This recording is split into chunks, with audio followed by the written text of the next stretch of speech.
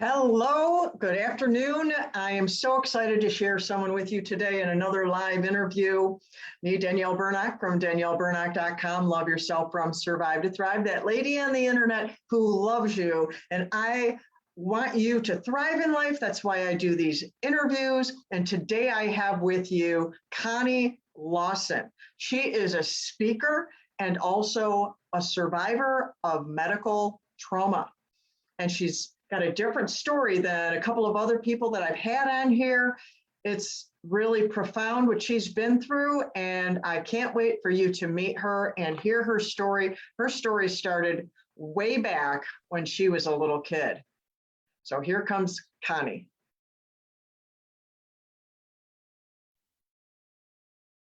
Welcome, Connie. Thank you so much for being with me today on my live interview with you, with my audience, sharing your story. Thank you, thank you, thank you. Thank you so much for having me. It's truly a privilege. Your show is reaching so many people for the good, and I am so glad to get to be a part of that. Yes, thank you. Oh, I mentioned to the people that, you're a survivor of medical trauma, and it started way back when you were a kid. But Yes. before that happened, you had told me that you had like this calling to speak. What was that about, and how did you feel called to speak before all of the fallout happened? Well, I just remember being a very, very little girl and always having this kind of a sense inside of myself that I wanted to help people. And there would be different people, whether it be at school or at church or in my family that would be having some type of problem. And it would just be this overwhelming desire that I wanted to help them walk through that, even as a little girl. And so, abnormal as it was, because typically when you're a little kid, you don't seek out other children with disabilities or other children that are, poorer than you or look different than you. But that's just what I did. I just had this sense that I was supposed to help people. And I loved to go and make friends wherever I was. I would always go up to complete strangers and I would pull them in and we would be playing imaginary games. I was very bossy, but I still loved to make friends. So it was just something that I knew that I wanted to do. And then when I got sick, everybody kind of thought, well, dreams are dying, and we have to make new plans, but you can't go and do that being in the state that you're at. And I kind of I held the faith. I had to believe. Maybe I had to believe it because life was so miserable, or because I needed something to hold on to, but I just kept believing and pushing forward that someday I was going to tell my story and I was going to help other people to feel empowered to tell their story.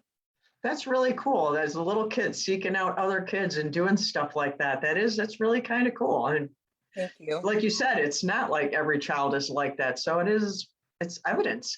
But then you got this diagnosis when you were Yes. 11 years old. What led to that diagnosis? What happened that you even got diagnosed with anything at all? Well, it was super, it's a super tricky story, but I'm going to try to tell it as plainly as I can.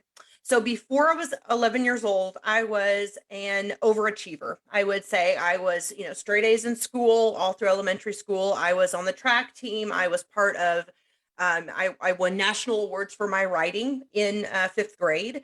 I, was Juliet in the school play, and I was, the main star in church plays. So my point being is I was overly normal and I was, everything was working properly. I was, a very bubbly, happy girl, no evidence in my life of anything mental challenges, mental illness going on.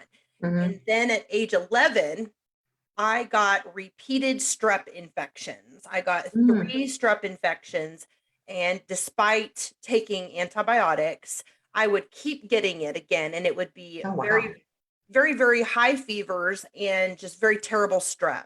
And I got that 3 times in a row over the course of 3 months. And then Wow. after that 3rd strep infection, I was a different person. Wow. And so pretty much overnight, I became so plagued by anxiety and obsessive compulsive thoughts. And I had different behaviors where like I would sit on the floor and rock back and forth just repetitively without any prompting, just and I wouldn't be able to stop. And Wow. so my mom is an amazing mother. Most people don't have the privilege of having a mom that's awesome like mine, but she was one of Nice those. plug for mom. There's some people have great moms. Not Yes, everybody does. yes. So shout out to the good moms. Yes, but she was one of those moms that she did research. And she, I've learned a lot from my mom, but one of the big things that I've seen is that even in the face of great adversity, my mom would pray and she would do everything that she could physically do. And we were not wealthy when I was growing up. We were actually quite poor. On government insurance at that time. My mom was just trying to get her teaching degree. We had recently moved to Oklahoma City, our family of four, from Illinois, and my dad was a teacher. And so she was doing research like crazy, and she came across something called PANDAS. And PANDAS is an acronym, and it stands for Pediatric Autoimmune Neuropsychiatric Disorder Associated with Streptococcus. And Streptococcus is the strep virus. And this was in the early 90s. And at this time, PANDAS was just beginning to be recognized in the medical community. And so, what that means is there were a select handful of doctors that knew what it was and believed that it existed. But on a whole, it wasn't widely accepted as a thing. And so, for this to be diagnosed as what it actually was difficult at that time because of where we lived and because we had government insurance. So we weren't able to go to, I guess I'll just call it what is better care, where you could pay more money. So, um, So it, way back when you were 11, your yes, mom found that? yes. So how did you get diagnosed with the schizophrenia? How did it go? I mean, your mom found that, Because but then you got this other diagnosis for so long. How did that happen? because the thing about PANDAS is it's a pediatric autoimmune disorder, so it only affects children. And I pulled up something here on my phone on healthline.com. It's a reputable site. You can Google PANDAS for anyone that's going, okay, well, she's nuts. And you will find, but this is what healthline.com says about PANDAS. It says that it can be caused due to a faulty immune response to the strep infection. Strep bacteria in your body is particularly good at hiding from your immune system. They're able to mask themselves with molecules that look similar to normal molecules found in your body. And so your immune system eventually catches on that you have strep, but it actually starts to attack your body's own tissue and it attacks in the brain. And then that is what causes these symptoms that take on the life of mental illness. But the difference with PANDAS is that it's basically overnight. So I went from a healthy, normal 11-year-old to one that was riddled with anxiety, obsessive compulsive disorder, and things like rolling on the floor and not being able to stop different emotional things. And that happened basically overnight. And so, of Wow. course, in the distress of that, I'm taken to a psychiatrist, and my mom tells the psychiatrist what she's found and the onset of my symptoms. And the psychiatrist basically says, lady, is she schizophrenic? Stop trying to pretend that, it's not. Let's just call it what it is. And so Wow. my mom was faced with, she took me to several different doctors and she tried to get them to entertain her ideas. And she relays the story to me now, all these years later, as some of them listened, but nobody took her seriously. And so the ones that didn't just basically shut her up from the beginning, they weren't ever intending to do research of their own. And so I actually was just formally diagnosed as schizophrenic. And you say, well, why would your mom let that happen? Here's the thing: when you have a child that's suffering and you've done everything you can do and you know they need help, regardless of if it's the right diagnosis or not, you know they need help. You're standing alone in this issue that you haven't tread in before. You don't know what you're doing. You do Yeah. the best that you can with what you have.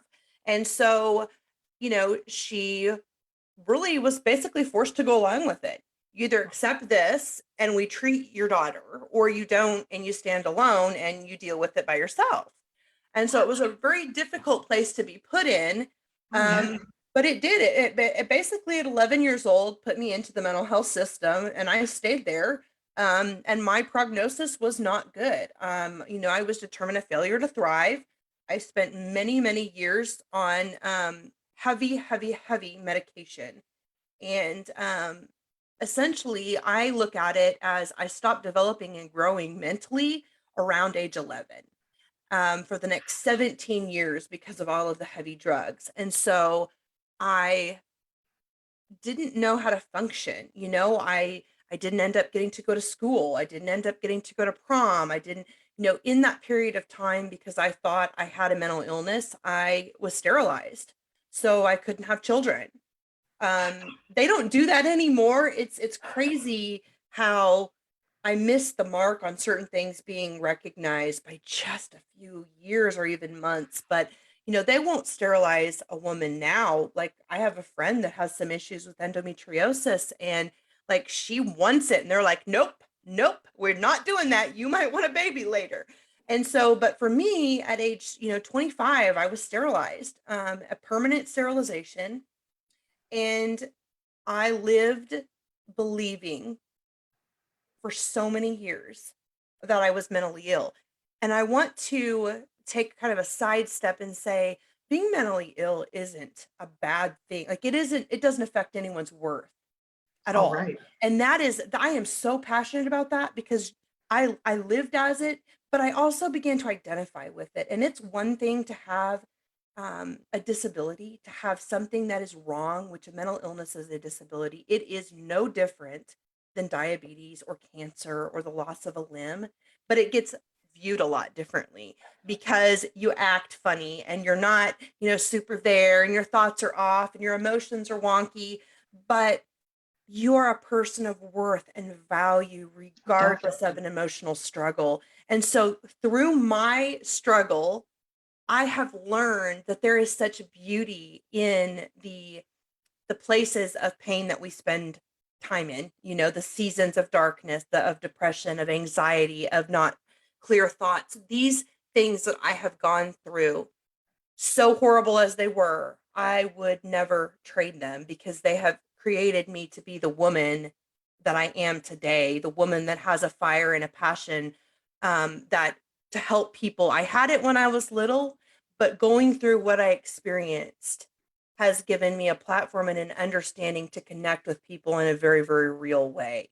Right. You have an insight that someone who has just, not just, I don't want to use, someone who has a lot of compassion for someone with mental health issues and someone who really Mhm. cares about it a lot, but they have never experienced it. Yeah. You have an inside view of that is Yes. very unique and very powerful. And Well, then I can't even imagine, you mentioned your mom. I mean, she had this at the beginning, and I know I didn't ask you this before, so if you don't want mhm. to elaborate on No, it, that's don't. fine. I'm But happy to. how, this must have traumatized your mother. It did.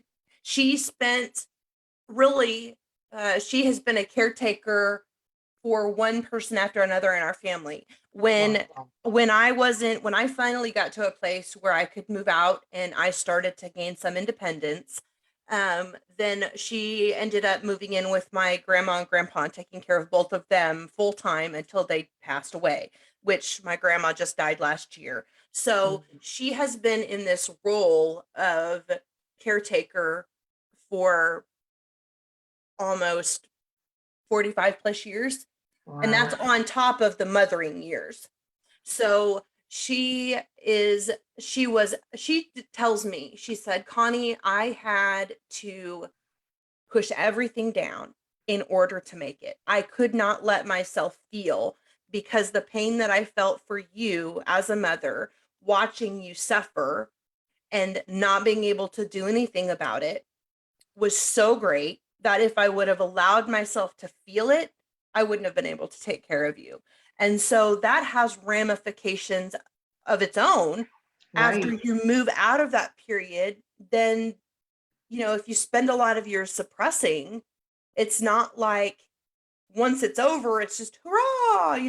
I mean, this has a lifetime effect on our entire family. And the reality of it is we are going to be dealing with this probably until we die because trauma affects you on such a deep level. Mhm. And repeated trauma and years of trauma, because you have an incident of trauma, but then you're responding to it. And when you respond to trauma, it's typically not in a healthy way. And so that creates more trauma. And so it's just this lifetime now of accepting the fact that things happen that shouldn't have happened and that we have to take each day and use it to continue to try to heal and become better, more complete, whole people. And Right. and it's a family-wide thing that it's affected. So, Wow. Yeah. Well, trauma, that's, you have to address it to heal. And now that maybe she can have some time for herself now to yes. start processing that, to heal that from the inside. Because I can appreciate, you have to function. It's like when my Yes. mother lost my dad, she just doubled down to raise the three of us. She didn't have a job or anything, but she had to Yes. suddenly take care of all of us. And, she never had the ability to really get into it and heal, but she did heal with some because we had a fractured relationship, but we healed together. But since then, Mhm. it was through what she suffered by not dealing with it that the Lord was opened my eyes to things I need to deal with in my life. And if we don't deal with them, Mhm. they will Mhm. affect our bodies. They will have side effects in our bodies. And in some Yes. cases, it kills people because it gives them Yes. sicknesses and diseases that are terminal, that are, you know, awful. And we can often feel like it's so easy when you're traumatized to just want to blame, to want to look and spend so much time and turn your focus to, well, this should not have happened. And the reality is no, it shouldn't have. It wasn't right, it wasn't Right? good, but here's the thing, this is You what I can't stay believe, there. this is where I get comfort. I believe that God allowed it. He didn't want it to happen, I don't think that he's happy about it, but he allowed it, and if he allowed it for me, then that is my assurance that there is going to come good from it, and that I am going to have him holding my hand as I walk through it, and ultimately, it's for a greater purpose than just Connie suffered.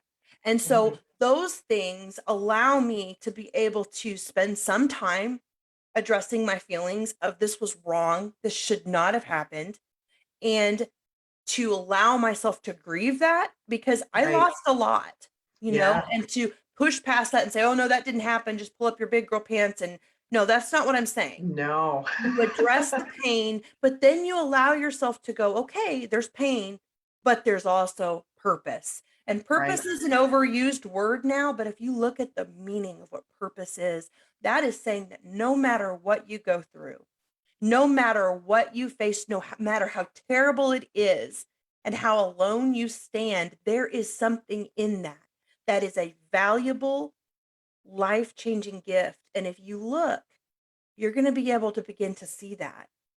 Yeah. And we like to get out of the discomfort and out of the pain. And, I spent 7 years trying to remove myself completely from being nuts or having people label me as a crazy person because through my years of trauma, I developed emotional issues that Mhm. affected me greatly in my relationships with people at church, in my ability to hold a job down, in my marriage, in my friend relationships where things would happen and I would blow it and I would be so embarrassed and riddled with shame. And all of these things came out of living for so long with the incorrect diagnosis that like I said, trauma creates more trauma, that I actually did have problems. And I Yeah. spent 7 years working so hard to distance myself from being nuts. And then all of a sudden, a few months ago, I was doing a Bible study and I was really struggling with just a deep seated feeling of grief and sadness. And I was just telling the Lord, I'm just so tired of trying to have people like me, of trying to have people see me, of trying to have people include me. And he said, Connie, stop. because I see you and I love you, and you are already the woman I've created you to be.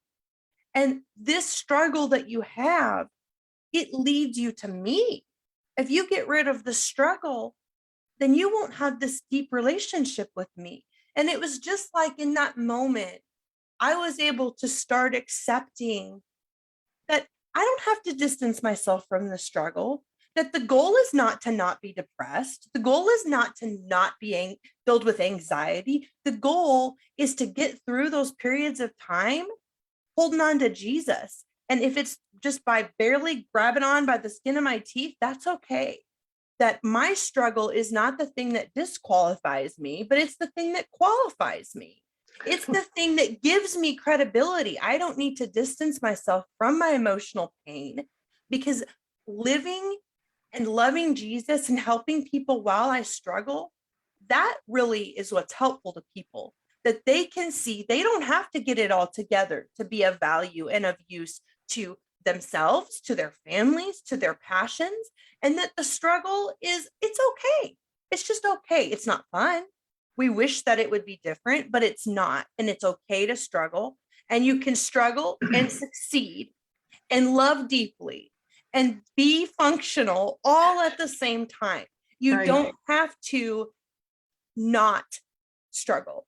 If Everybody struggles. Yes. And see, there's this facade out there, this lie out there that the perfection, and that is something we can have and something that people strive for, but it's a lie. It is. Nobody's perfect. Everybody struggles. Yes. Life is full of pain. And living it's like how that we hurts. address it. It's how we walk through it, and walking through it with one another and helping one another and giving hope to one another. Yes. Because we can get beauty from the pain. We can get purpose in the pain. We can Yes. mine diamonds out of the dirt. Yes.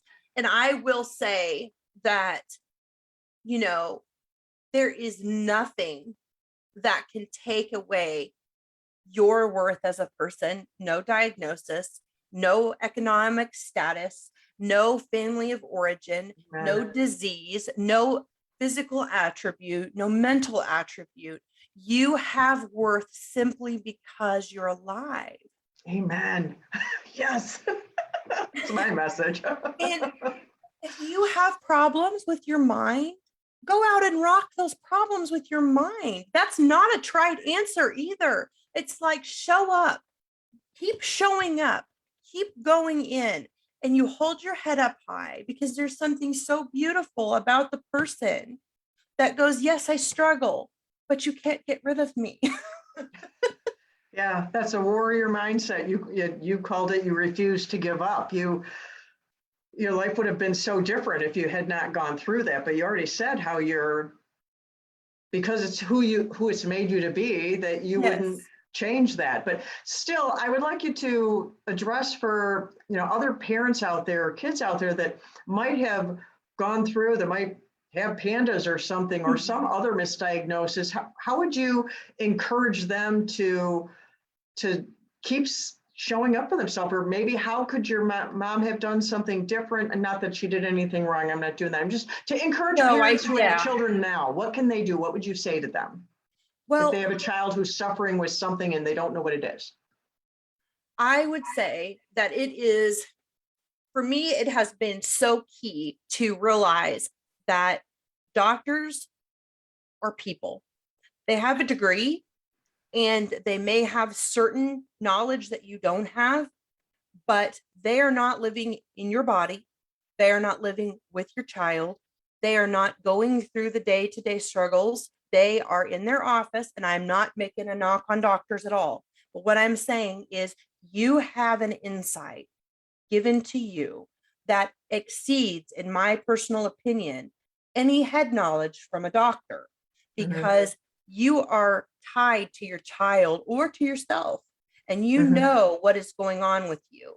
And so when you go to a doctor and you meet with them, really there is in my mind, very little room for someone to know you for 15 seconds and be able to diagnose you with a lifelong diagnosis that carries with it such massive ramifications.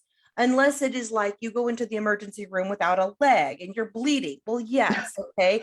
But typically you want to evaluate what they're saying based on if it actually fits with what's going on with you. And if it doesn't, you have to speak up.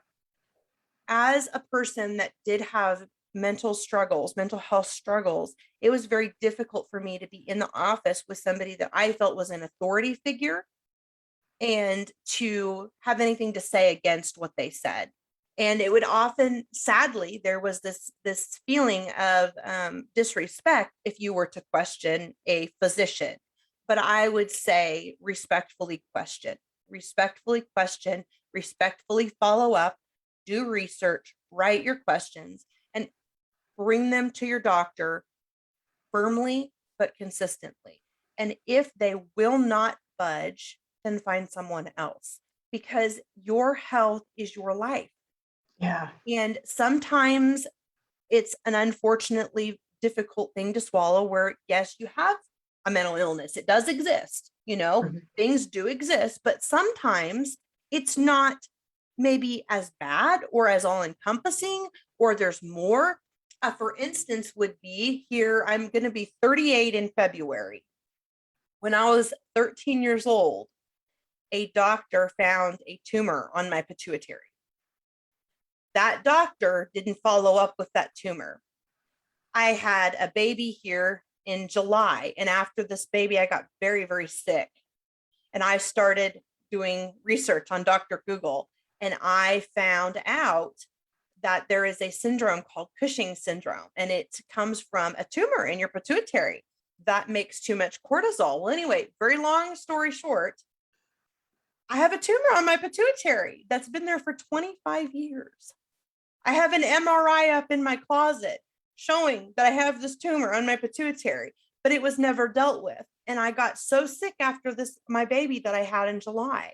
And now I'm on this process of learning that I have something called Cushing's disease.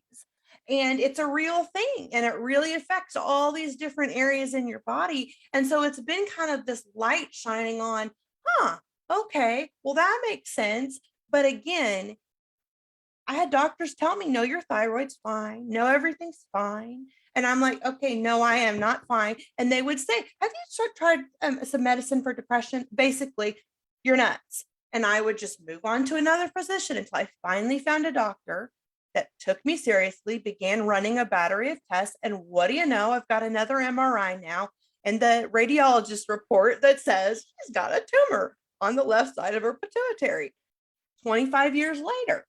So Wow. you have to advocate for yourself even when they're not listening. Yeah. You can't run with your tail between your legs because they get mean or they threaten to not give you help. You move on. You always be respectful.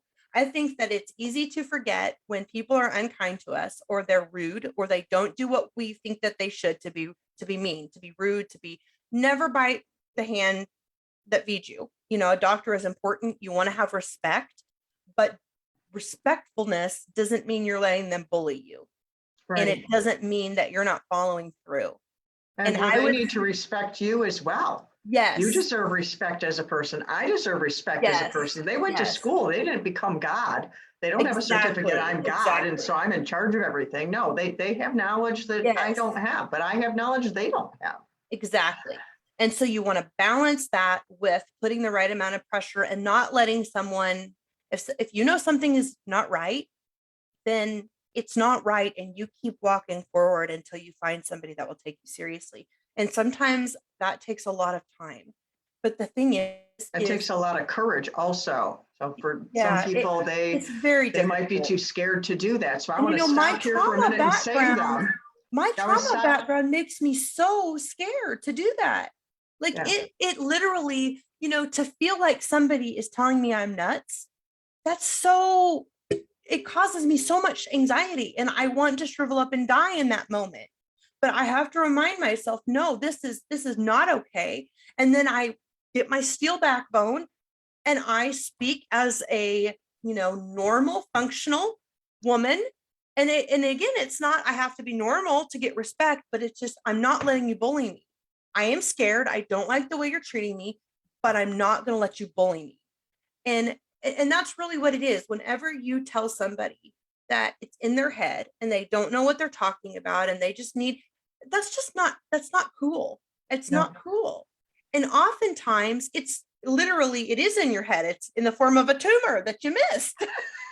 Or it is in your head because it's called psychosomatic, which does not mean imaginary. That Yes. means it's a symptom in the body that's caused from something in the brain. Yes, exactly. There's something in the psyche that's manifesting in the body. It's a real thing. Yes, So I want to pause exactly. and say that to anyone who's listening here. You're hearing this. Psychosomatic is a real thing, and it Yes. being in your head could be like a tumor like Connie has.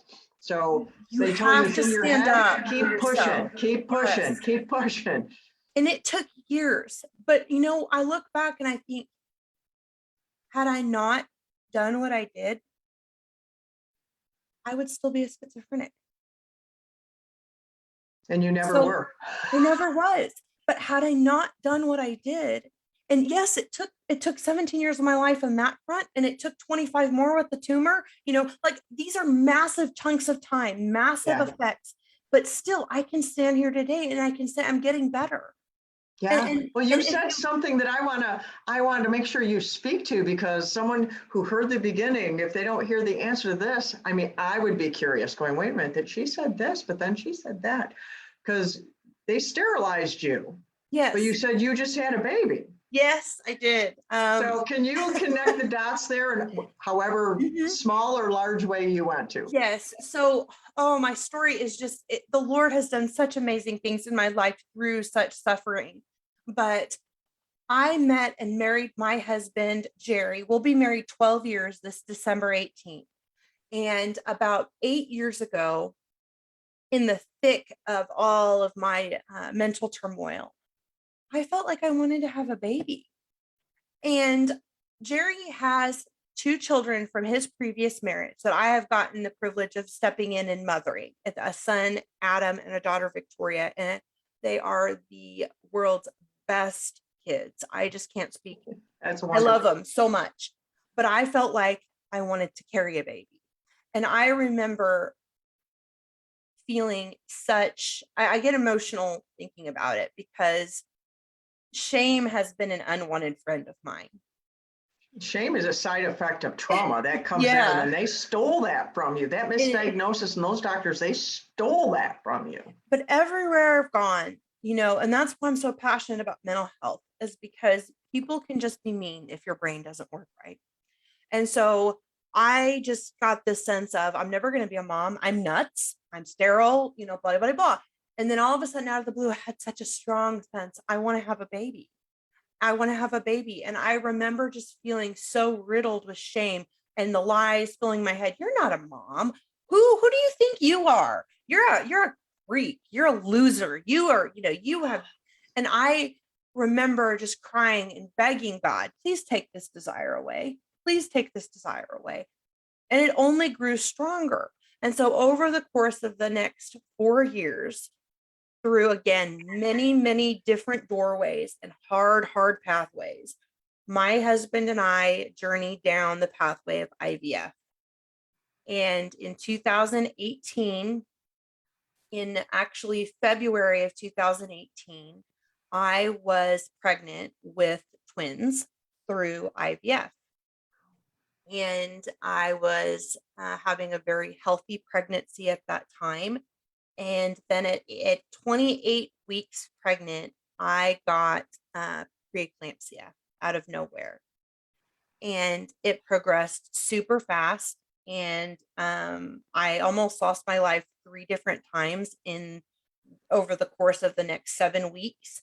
And my son actually died from strep B 16 hours after birth, due to an incorrect test diagnosis. And the strange thing is, I kind of look at it, it's very sombering, but strep took my life as a young child, and it was what took my son.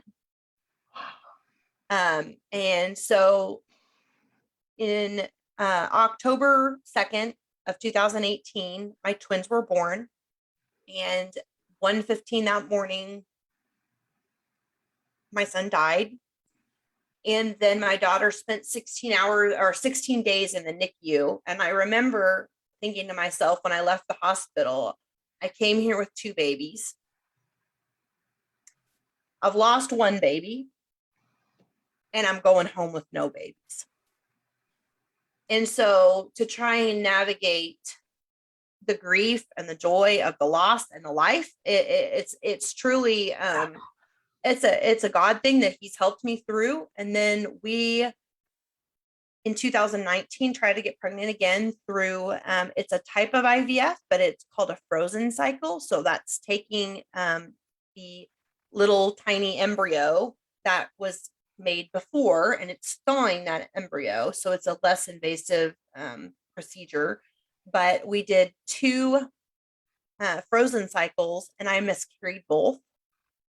I miscarried one at 14 weeks and then one didn't go very far at all. And that was absolutely devastating.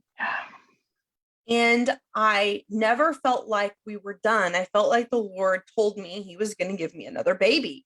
And so I had the twins, I lost my son, and then I lost 2 more. And everyone is saying, look, Connie, I think you heard the Lord wrong. I don't think you've got this right. You need to stop while you're ahead. And I just felt like, no, I'm not supposed to stop. I'm supposed to keep going.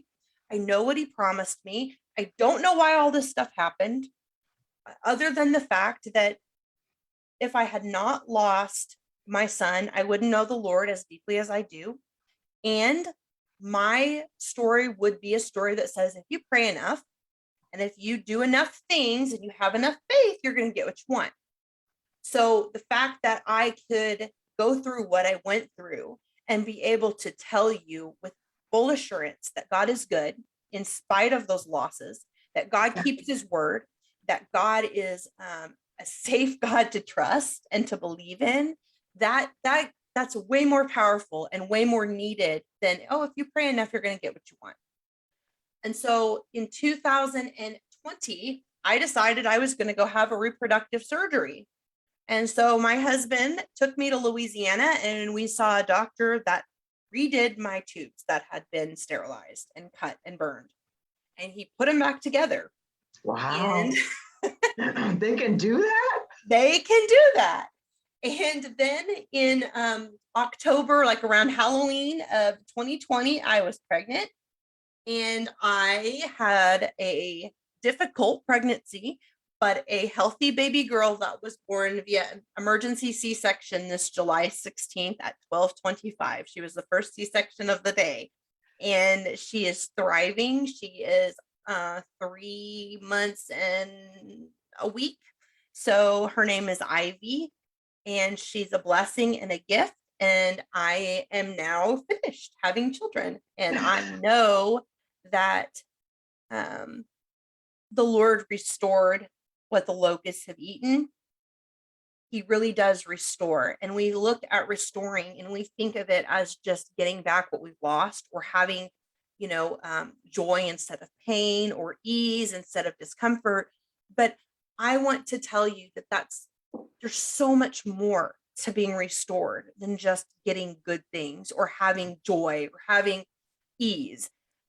To have the solid foundation that I have now, to have the assurance that I am loved and protected, and that the God of the universe has his hand on me in my life, and that I really don't have to be afraid when bad things happen. You don't just get that. Mm-hmm. That is something that is made and is forged. And I will say that it is worth every tear that I've cried to know beyond a shadow of a doubt, no one could ever convince me otherwise, that God is so good and that life and all of its troubles and problems, they're real, but the God that I serve, the God that loves me and the God that walks with me is so much bigger than all of those things. And so a story that comes to my mind is after we had lost my son, his name was Jeremiah, I was in the waiting room for Eden to get her shots. Soon after getting her home, and I was sitting there and I just broke down. And I remember sitting in the waiting room and just crying and just telling the Lord in my heart, you promised you'd protect me. And he spoke so clearly to me and he said, Connie, I did protect you. Your view of protection is not my view of protection. Your view of protection says that nothing bad happens. My view of protection says that no matter what happens, I am creating you to be the woman that I have made you to be. And I am seeing every day that he is protecting me and that there is so much good in being who I am, not in being the Connie that has the great life and all the stories to tell and all of the, because my life is proof that no matter what you go through, you can keep going because there is good for you too. And there is nothing, if you don't let it, there's nothing that can tell you that your life is without purpose or without a reason, because you are here, you matter, and you matter to the most important person in the entire universe, and that's God. Mm-hmm. And so there is always a reason to have hope, and there's always a reason to you just hold on to that. I'm not going to give up. I don't know why. I don't know. I'm not going to give up. Don't give up on the dream. Whatever your dream is, whatever the impossible dream is, don't give up on it, because dreams are given to us by God. And the more impossible, the more possible it is, because impossible is where he works. He loves to give 7 children to the barren woman. He loves to give a platform to the nut.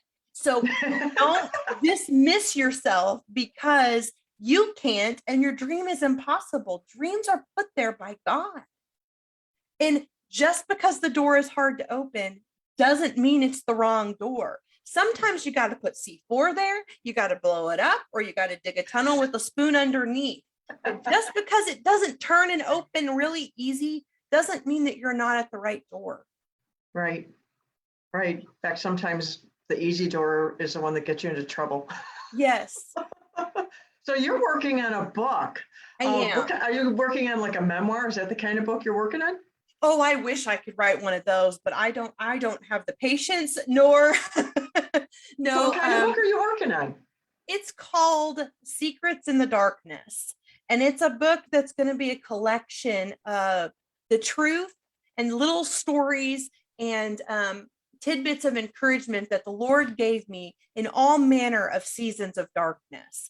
And so it's going to have all of that available just to help and encourage people. And it's going to be filled with my art as well. So, wow. Yeah. And I'm looking for it to just be kind of my step into, being an author and have art in there that you could pull out. So I'm hoping to have like some of my pictures in the book that you could pull out and frame, and then just some truth that I've learned as I've suffered. Oh, what kind of art do you do? I do all types of things, but my favorite is calligraphy and watercolor. Wonderful. I didn't know that. What a nice little tidbit at the end. Well, how can my audience connect with you? Where can they find you? Well, I am on the web at weedseedsandbeautifulthings.com. And then my podcast is also called Weed Seeds and Beautiful Things, and it airs every Friday on all of your favorite platforms like Spotify and Apple Podcasts and Podbean and all of those things. And then on Facebook and Instagram at Weed Seeds and Beautiful Things. That's wonderful. Well, thank you for being with us today. It was Thank you so much for having me. And you're just so encouraging. And I just thank you for being with us today. Thank you so much for having me. I pray blessings on your podcast and on all of your listeners. Thank you. I'll see you in a minute. Okay. Well, that was just fascinating. I didn't even know that Connie was an artist in addition to what she's been through. And that's just so fascinating of what she's been through and the whole PANDAS thing and multiple kinds of misdiagnosis and medical trauma. And I want to just leave you with this, to please show up for yourself. If you're struggling with something, if you're getting a diagnosis and you don't think that's right, or you're going to the doctor and they're saying there's nothing wrong with you, and if you keep going, but even if you find yourself too scared, I just ask you, find a friend, a pastor, a counselor, or someone who will advocate for you, because you are not alone. You don't need to go through whatever you're going through alone. And so please show up for yourself, because you matter. So until next time, I'm Danielle Burnack from DanielleBurnack.com. Love yourself from Survive to Thrive. That lady on the internet who loves you. And I'll see you again soon.